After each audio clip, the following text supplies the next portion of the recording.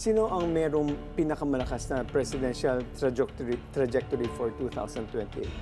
As animals, zodiac animals. Okay, so again, that's a 2028 question, pero I studied the Western astrology of that, if you will let me Yes, yes. use that system. No? Okay, so actually, natanong din tayo dito, I think, noong January, no, tungkol sa kanila. No? So ngayon, i-emphasize ko na, I think, no, base sa luck, in terms of lucky energy ng 2028, no, may luck si John Vic Rimulya, tsaka isang Tulfo, I just forget the name, sorry, pero may isang Tulfo na lucky. No? Okay. So ngayon, meron, tapos, kaya lang hindi lang naman yun ang category. No? So merong category din na who is being called, no, in terms of their alignment with the energies of the time, the needs of the country.